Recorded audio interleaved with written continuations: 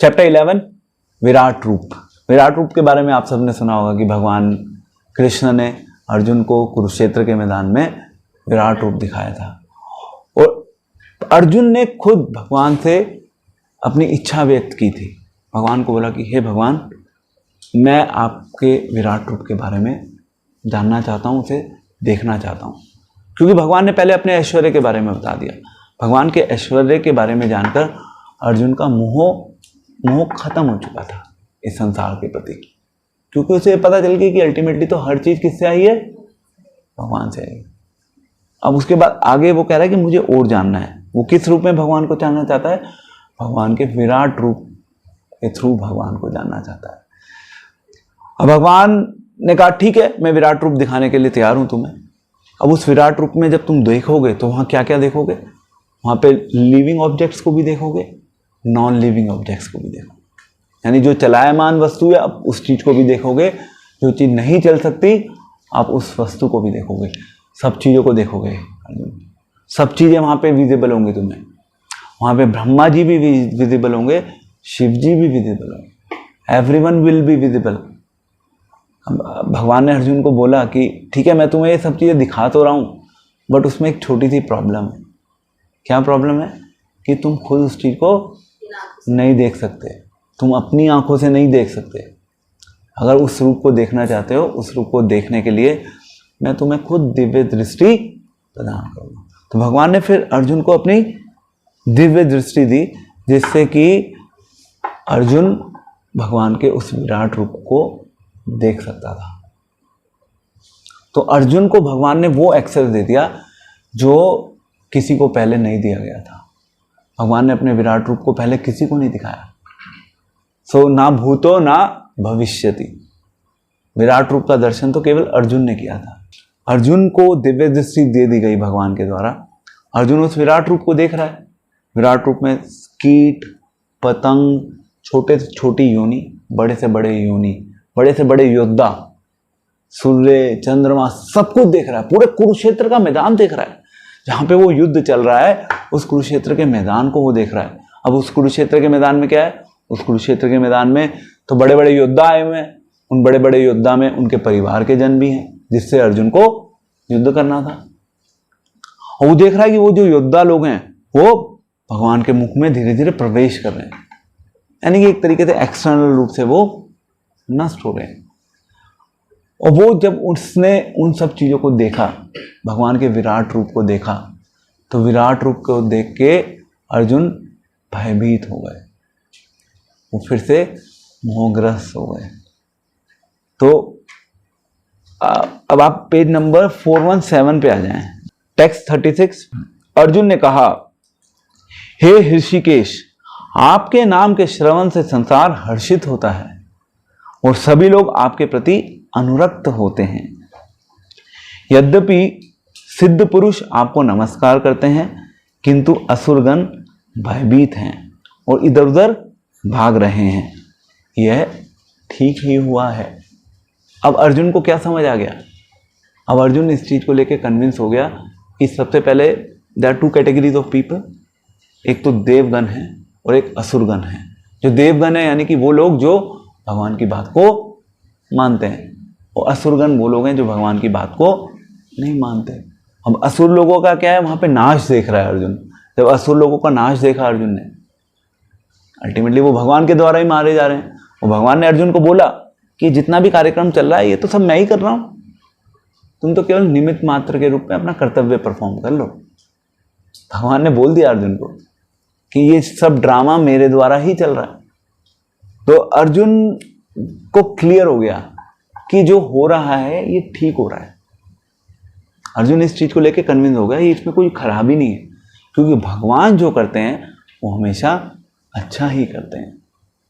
जब तक हम अपने जीवन में जो भी हम क्रियाएं करते हैं उन क्रियाओं को भगवान को अर्पित करके करते हैं, भगवान को समर्पित करके करते हैं, तो वो सब हमारे वेलफेयर के लिए ही होता है अल्टीमेटली।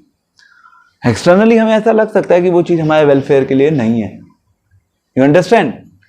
एक्सटर्नली हमारी क्योंकि लिमिटेड इंटेलिजेंस है, उस लिमिटेड इंटेलिजेंस के बेसिस पे हम चीज़ों को असेस करते हैं, एवेल्युएट करते हैं, और जब हम असेस करते हैं तो हमें लगता है कि ओके शायद पता नहीं भगवान हमारे लिए ठीक कर रहे हैं या नहीं कर रहे, क्या ये ठीक हो रहा है या नहीं हो रहा।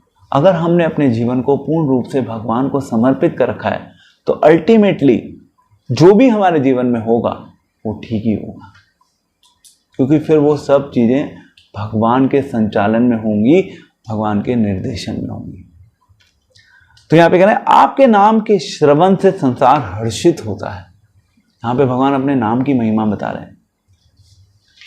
जब हम भगवान के नाम को सुनते हैं तो हम सब लोग क्या होते हैं, हर्षित हो जाते हैं, उत्साहित हो जाते हैं। यह है भगवान के नाम की शक्ति। भगवान का नाम कोई साधारण नाम नहीं है। हमें लग सकता है it may be an ordinary name, but in reality it is not ordinary, it is an extra ordinary mercy of Krishna which has manifested in the holy name, in the form of holy name before us. And the best part of this mantra is you can chant anywhere at any point in time. It has no limit. Whether you are in bathroom, you can chant. Whether you are in temple, you can chant. So there is no restriction to the chanting of the holy names of the Lord. उसको जब हम करते हैं regular तो हम धीरे धीरे हर्षित होने लगते हैं। हर्षित होने का मतलब क्या है? What is the meaning? Happy feel करना, एक्साइटेड फील करना। परेशानी आती तो भी ठीक है, परेशानी, ये जो भी बता रहे हैं आप एक लेवल है, हम कनेक्ट कर पाते हैं हर चीज को भगवान से। ये भी है, this is also there. Ultimately we have to feel bliss, and bliss is beyond happiness. जो हर्षित शब्द है ना वो एक लिमिट लगा देता है। Happiness is a limited phenomena, क्योंकि happiness is normally used in the context of this world. Bliss is used in the context of the spirituality, and bliss is always unlimited. ठीक है, आपके नाम के श्रवण से संसार हर्षित होता है, और जब हम हर्षित होते हैं तो हम धीरे धीरे फिर भगवान के प्रति क्या होते हैं, अनुरक्त होने लगते हैं, भगवान से आसक्त होने लगते हैं। इनफैक्ट जो सबसे बड़ा टेस्ट है स्पिरिचुअल लाइफ में, लॉन्ग टर्म की मैं बात कर रहा हूँ, सबसे बड़ा जो टेस्ट है स्पिरिचुअल लाइफ में अपने आप को रियली पुश करने के लिए, जो सबसे इंपॉर्टेंट फैक्टर काम करता है वो होता है ब्लिस। अगर आपको अपने जीवन में स्पिरिचुअल ब्लिस का अनुभव नहीं होगा तो समय के साथ सब चीज़ें ड्राई लगने लगी। तो भगवान कृष्णा हमें ब्लिस देते हैं समय के साथ। वो ब्लिस हमें क्या करता है, पुश करता है आगे बढ़ने के लिए, वो हमें और ज़्यादा इंस्पायर करता है। So bliss is one of the very important factor for us to progress in Krishna consciousness. Now the question may come that is that bliss going to come immediately? The answer is that we may not experience that bliss immediately because we all are in the elementary stage. We all are suffering by jaundice. When we suffer from jaundice, if we get something like sugarcane juice to drink, we always feel, bitter taste of that juice. But in reality, is that juice bitter? No. But as soon as we get cured, then we again start getting the taste in it. So in the similar way, when we chant Hare Krishna Maha Mantra, in the initial stage, we may not feel bliss because we are in the stages of purification. We all are diseased. हम सभी ग्रसित हैं, ग्रसित. But we are in the stage of purification. The more pure we become, the more we will be able to relish the bliss while chanting the Hare Krishna Maha Mantra. The more sincere we will be, the more Krishna will help us to come closer to Him by giving us the experience of that bliss which exists within that holy name. ठीक है, और फिर हमारा attachment अपने आप बढ़ेगा। तो यद्यपि सिद्ध पुरुष आपको नमस्कार करते हैं, तो यहाँ पे दोनों का कंपैरिजन बता दिया। ये सब ठीक है, भगवान कोई भाग रहा है आपसे, कोई सिद्ध पुरुष डिवोटी है वो आपके पास आ रहा है, कोई भागना चाह रहा है, ये सब ठीक हो रहा है, कोई प्रॉब्लम नहीं है इसमें। अगर आप इसके लास्ट में देखें, लास्ट में लिख रहे हैं 36 में प्रभुपाद, भक्त प्रत्येक अवस्था में भगवान का गुणगान करता है, क्योंकि वह जानता है कि वह जो कुछ भी करते हैं वह सबों के हित में है। तो भगवान हमारे जीवन में जो कुछ भी कर रहे हैं अल्टीमेटली वो हमारे हित में है। बट उसके लिए हमें भगवान को अपने जीवन की, कहते हैं ना, बागडोर, जीवन की रस्सी भगवान को देनी होगी। ठीक है। अब यहाँ पे इसके बाद जब भगवान का विश्व रूप अर्जुन ने देख लिया, फिर अर्जुन भगवान से प्रार्थना करने लगा। अर्जुन भगवान से क्या प्रार्थना कर रहा है कि हे भगवान, आपने मुझे विश्व रूप दिखाया, आप जो कि तीनों लोकों के स्वामी हैं, जिनसे सब चीज़ें आई हैं, मैंने तो उनके साथ बहुत ऑर्डिनरी बिहेवियर किया, बहुत इनफॉर्मली मैंने आपको कहीं डांटा भी होगा। I did not behave with you properly, and now he is realising, अरे I am dealing with God, I am not dealing with a friend. You see now the tangent has been shifted from the relationship, tangent has been shifted here. Earlier he is treating Krishna as his friend, and at times he treated Krishna as his guru. But now at this stage he is actually visualizing and witnessing Krishna as God. This is like when Krishna showed him the universal form, then his entire consciousness changed. अब वो किस zone में आ गया? Now he is trying to ask for forgiveness from the Lord. कि हे भगवान, आप मुझे क्षमा कर दीजिए, मैं तो गलतियां करे जा रहा था। तो अगर आप 10.44 पे आए, वहाँ पे पेज नंबर 423, वहाँ पे अर्जुन क्या कह रहे हैं, लेट अस रीड दैट। तस्मात् प्रणमय प्रणिधाय कायाम प्रसादये त्वाम अहम ईशाम पिताइव पुत्रस्य सखाइव सख्यो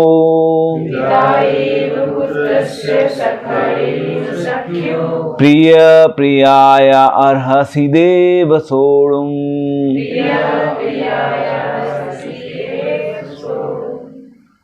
अनुवाद: आप प्रत्येक जीव द्वारा पूजनीय भगवान हैं, अतः मैं गिरकर सादर प्रणाम करता हूँ और आपकी कृपा की याचना करता हूँ। जिस प्रकार पिता अपने पुत्र की ठिठाई सहन करता है, या मित्र अपने मित्र की घृष्टता सह लेता है, या प्रिय अपनी प्रिया का अपराध सहन कर लेता है, उसी प्रकार आप कृपा करके मेरी त्रुटियों को सहन करें। यहाँ पे 3 एग्जाम्पल दिए हैं। सबसे पहला पिता एंड पुत्र की रिलेशनशिप। उसमें पुत्र कई बार गलत चीज़ों की डिमांड करता है अपने फादर से, वो अड़ जाता है ना कि मैं यही चाहता हूँ, उसको सहन करते हुए पिता उसको वो चीज़ दे देते हैं। एक एग्जाम्पल। दूसरा एग्जाम्पल यहाँ पे लिया है फ्रेंड का। कई बार 2 फ्रेंड्स होते हैं, उसके बीच में वो एक फ्रेंड उसके साथ गलत बिहेव करता है या चीटिंग करता है उसको, तो वो भी टॉलरेट कर लेते हैं कई बार फ्रेंड्स। एंड तीसरा यहाँ पे एग्जाम्पल दिया है प्रिया एंड प्रियाया, हस्बैंड वाइफ, और यू कैन से 2 कपल्स। वहाँ पे भी वो एक दूसरे की जो गलतियाँ होती हैं उसको वो टॉलरेट कर लेते हैं, सहन कर लेते हैं। तो उसी प्रकार से हे भगवान, मेरी त्रुटियों को सहन कर लीजिए, स्वीकार कर लीजिए। So this is a mood. In fact यहाँ पे अगर आप देखें चैप्टर 11 में, this is one of the rarest place of Bhagavad Gita जहाँ पे भगवान कृष्णा को अर्जुन जो है वो प्रार्थनाएं कर रहे हैं। ये जो पूरा कॉन्टेक्स्ट चल रहा है यहाँ पे प्रार्थना है, आप पढ़ेंगे ना इससे पहले के श्लोक भी, वहाँ पे प्रार्थना हो रही है। और भगवद गीता में आई थिंक मे बी 1 और 2 प्लेसेस ऐसी होंगी जहाँ पे अर्जुन स्पेसिफिकली भगवान को प्रार्थना कर रहे हैं। सो अभी हमने देखा कि अर्जुन को भगवान ने विराट रूप दिखा दिया। विराट रूप देखने के लिए भगवान ने ही अर्जुन को दिव्य दृष्टि प्रदान करी। अब विराट रूप में उसने बहुत कुछ देख लिया। विराट रूप देखने के बाद अर्जुन इनफैक्ट डर भी गया था और मोहग्रस्त भी हो गया था। जब वो डर गया, मोहग्रस्त हो चुका था, तो फिर उसने भगवान से कहा कि हे भगवान, अब आप अपने वापस नॉर्मल रूप में आ जाइए। भगवान नॉर्मल रूप में आने से पहले भगवान से उसने ये भी याचना करी कि मुझे अपना चतुर्भुज रूप भी दिखाइए। तो 3 रूपों को दिखा दिया भगवान ने इस चैप्टर में। भगवान ने सबसे पहले विराट रूप दिखाया, विराट रूप को दिखाने के बाद भगवान ने चतुर्भुज रूप दिखाया, और फिर चतुर्भुज रूप को दिखाने के बाद फाइनली भगवान ने अर्जुन को अपना जो द्विभुज रूप है, श्याम सुंदर रूप जिसको हम बोलते हैं, वृंदावन कृष्ण रूप, वो भी भगवान ने फाइनली इसी चैप्टर में दिखा दिया। अब फिर जब भगवान ने अपना वो दिखा दिया द्विभुज रूप, जनरली हम भगवान के द्विभुज रूप को ही देखते हैं ना, आप देखते हैं नॉर्मली सब जगह प्रेयर्स भगवान का गुणगान कौन से रूप में होता है? द्विभुज रूप में ही होता है, चतुर्भुज रूप में भी नहीं होता, क्योंकि द्विभुज रूप क्या है? वो ऐसा रूप है जिससे हम रिलेट कर सकते हैं। जो चीज रिलेटेबल होती है उस चीज से हम जल्दी कनेक्ट कर पाते हैं। तो जनरली हम, ठीक है, भगवान जब मत्स्य अवतार में आए तो भी वो भगवान है, जब भगवान वराह अवतार में आए या कुर्मा अवतार में आए तो भी वो भगवान है, जब वो कच्छप अवतार में आए तो भी वो भगवान है। बट जब रिलेट करने की बात आती है, जब कनेक्ट करने की बात आती है, तो हम भगवान के उसी रूप से प्रॉपरली कनेक्ट कर पाते हैं जो काइंड ऑफ जो हमसे हमारे जैसा ही है एक तरीके से, in one sense. Then it is easier for us to connect with that form of Krishna और लॉर्ड राम।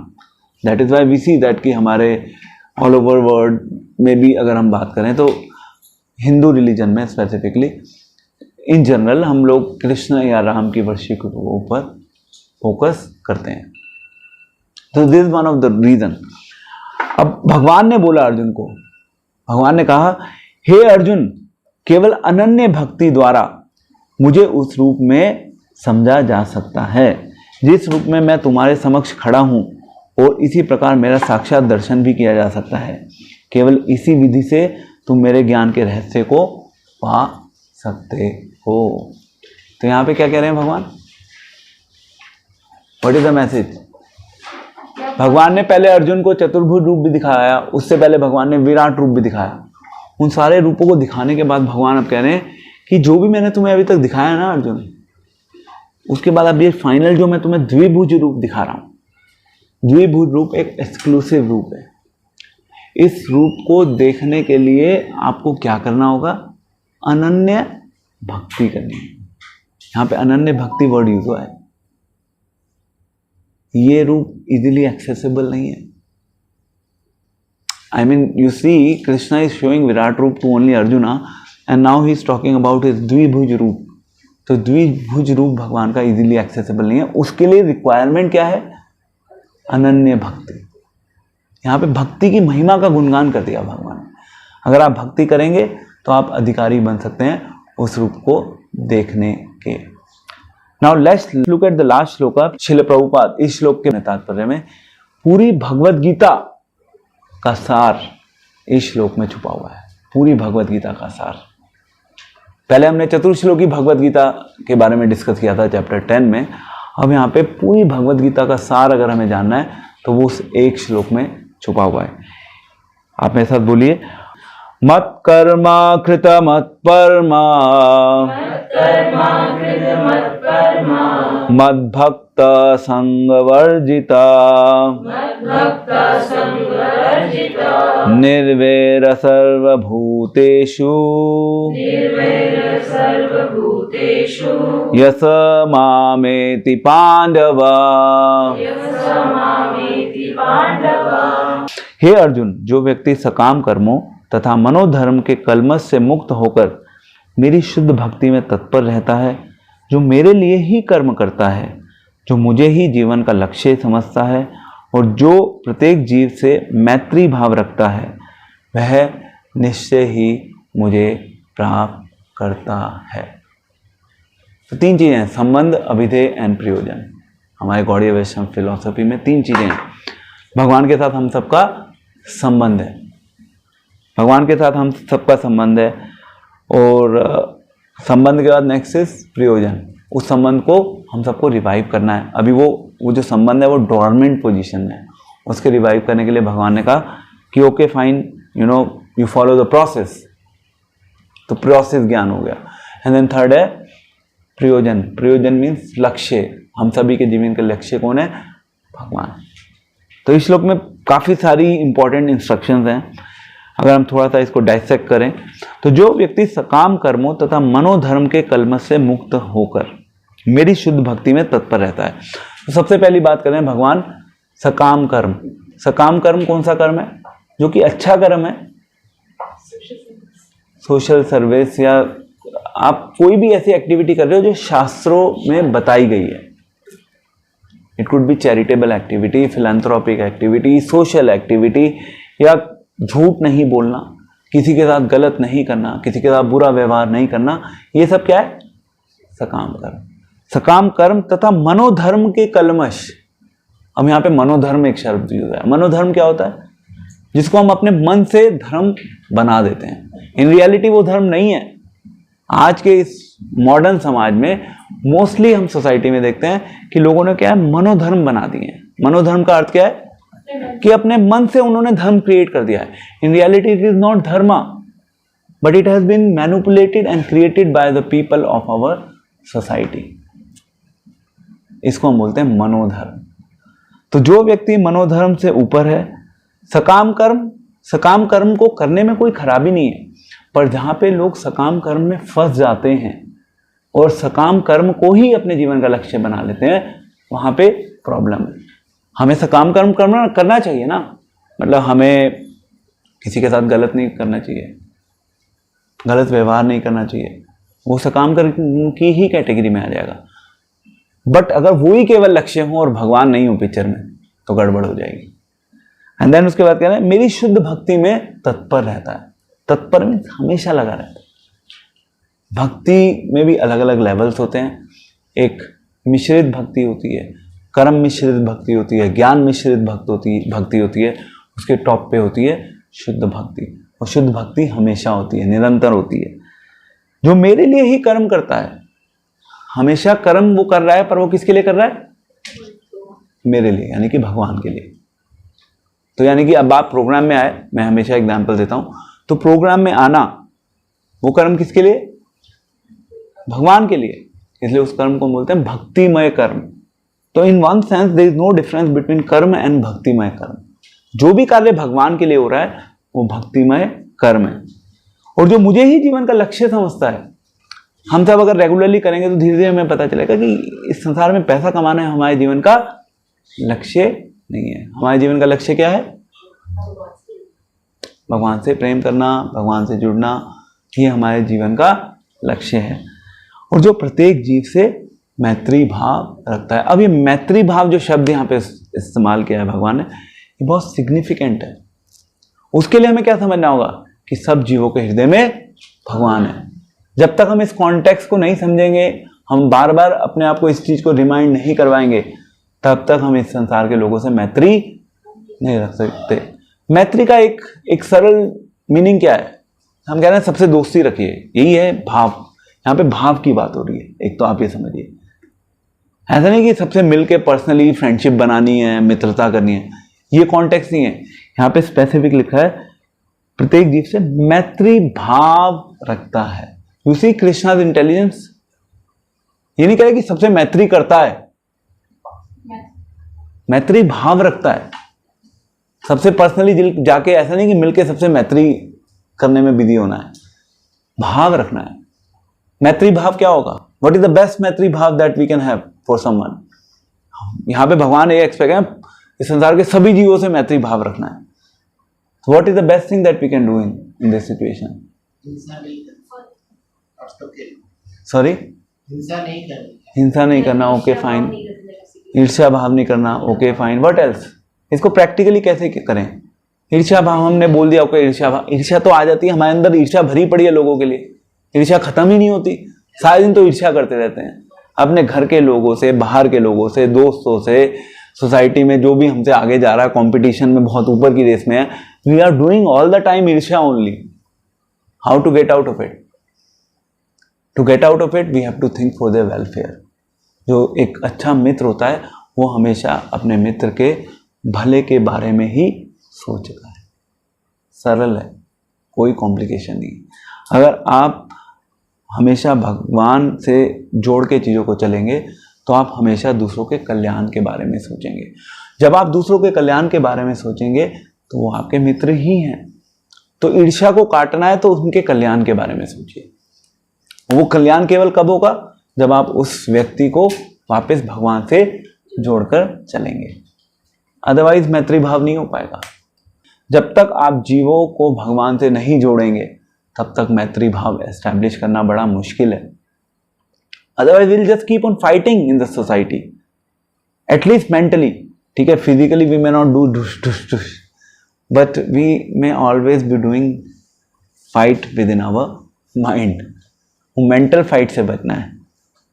ठीक है, वह निश्चय ही मुझे प्राप्त होता है। देखिए ना कितना अच्छा श्लोक है। इस एक श्लोक में भगवान ने कितनी सारी शिक्षाएं दी थी। इसलिए श्रील प्रभुपाद इसके तात्पर्य में लिख रहे हैं कि ये जो श्लोक है ये क्या है, पूरी भगवत गीता का सार है। बहुत सारे मैसेजेस हमें इस श्लोक में मिलते हैं। तो आज हमारा चैप्टर 11 का श्लोक संख्या 55 यानी कि चैप्टर 11 हमारा फिनिश हो गया, विराट रूप। नेक्स्ट चैप्टर, चैप्टर 12, जो हमारा ये जो सेकंड श्रृंखला है, सेकंड श्रृंखला मीन्स हमने 3 पार्ट्स में डिवाइड किया था भगवत गीता को। अभी हम भक्ति योग वाले सेक्शन में हैं।